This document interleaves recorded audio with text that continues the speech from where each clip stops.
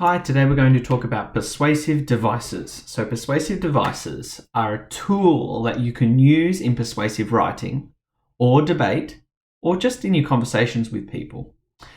Persuasive devices are things that we use when we want to change an opinion of somebody else or makes people or a group of people or just one person believe or feel the same way as you do.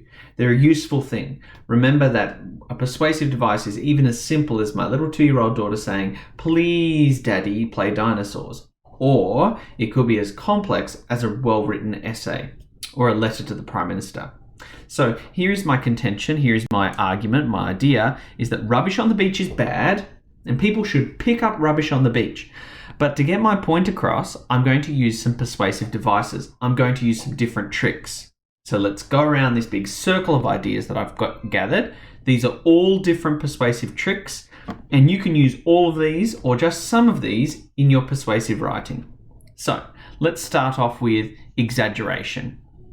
You can exaggerate your arguments, you can exaggerate your evidence in a persuasive text. I could say something like, if we let rubbish pile up on the beach, there will be no more space to swim. Now, the fact that rubbish would pile up and cover the entire beach is probably impossible, but I've exaggerated and made people feel passionate about my argument too.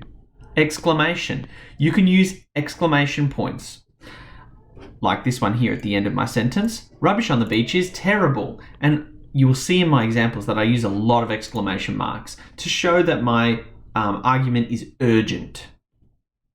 Call to action. This is my favorite thing to do at the very end of a persuasive essay or a persuasive piece, at the end of your conclusion. A call to action can also be called something like an imperative. You're asking people to do something right now. There's urgency. Get your gloves, tongs, and rubbish bag. We will clean up the beach today. There's a famous call to action. It's the picture of Abraham Lincoln, and he's pointing and saying, "We want you to help." When there was a war, they used that image. Uncle Sam. I don't think it was Abraham Lincoln. I think it was Uncle Sam. This character with an American hat and American stars and stripes jacket saying, "We want you." A call to action. Asking people to get involved. Great thing to put at the end of your persuasive writing piece. Facts. You can put in facts, you can put in expert opinion, you can put in testimony, you could put in some evidence figures. I made one up here. Over 2,000 kilograms of rubbish washes into the ocean each day on our local beach. You could say something like, Dr. Ocean says that 3,000 sea turtles die every year because of lost icy pole sticks on the beach. Now, when you're getting older, you're going to need to get real statistics. You're going to need to get real opinion. But if you don't have that, maybe you could use a little bit of artistic license. But if you're writing a serious persuasive piece, you'll need to get true facts, won't you? Anecdotes. Anecdotes are like personal experiences, sharing personal experiences or something that happened to a close friend or a relative. So I'm writing, once when I walked down the beach, I stepped on a piece of broken glass and needed to be rushed to the hospital. So I'm sharing an anecdote which supports my opinion. I'm not just sharing a story like, on the weekend I saw a fox. That's a really good story, but if it doesn't match your persuasive piece, don't use it. You might have an anecdote that a friend shared. So one of my friends once broke their leg because they tripped on a piece of rubbish on the beach or something. Doesn't need to be personally just you. Emotive language. Emotive language is language that you use to make people really feel it in their heart. So the poor defenseless sea life in the ocean do not deserve to be murdered by the evil waste pouring into their home. Now, waste is an emotive word. Evil is an emotive word here. Murdered instead of killed. Murdered is sort of a bit more offensive, isn't it? Poor, defenseless sea life. Now, sea life don't even have any money, so you can't really call them poor. But I'm using these words, or poor as in, doesn't have the ability to fight back. I'm using these words to make the person who's reading my persuasive piece feel guilty about hurting animals and know that, and realize how serious it is that animals are dying. Now, this one is personal pronouns. Personal pronouns, or you could say, speaking directly to the reader. You use words like we, I, us, you. We cannot continue to hurt the environment. I am sure you will agree that we can all make a difference. If you use personal pronouns, the person reading your piece or hearing your piece will know that they are involved. They will feel involved in your piece. Great to use personal pronouns. Triples and also repetition. These two kind of go together. So triples, or some teachers say groups of three, or rule of three, is when you put three words together or three phrases together. So in mine, I said rubbish is harmful, horrendous, and hurts our future.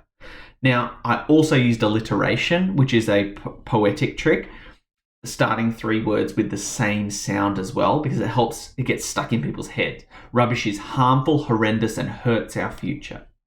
That's triples or groups of three.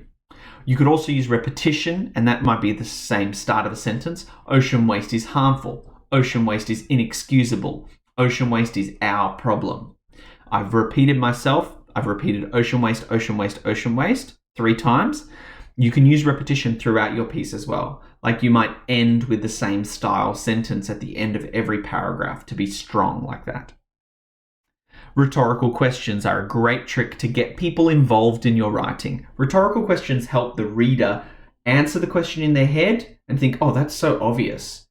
A rhetorical question is not a question that really requires an answer. It's a question where the answer is obvious. Do you want to build sandcastles out of rubbish instead of sand? Or do you even care about your children? Or do you want people to die? Do you want animals to die? These rhetorical questions can also be quite exaggerated. And these rhetorical questions are to get the person reading, have an inner voice in their head thinking about what you've said. It will connect them with your argument.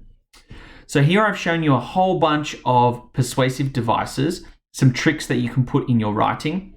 I like to try and put a persuasive device in every single argument in a persuasive writing piece.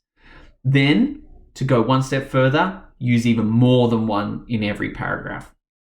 Try to mix and not just rely on one persuasive trick, but use lots of persuasive tricks. It's like you got a tool belt with lots of little different tricks on it. Don't just rely on one trick. Don't just use exaggeration. Don't just use emotive language. Don't just use facts. Mix it up and use all of these different tricks. All right, have fun in your writing.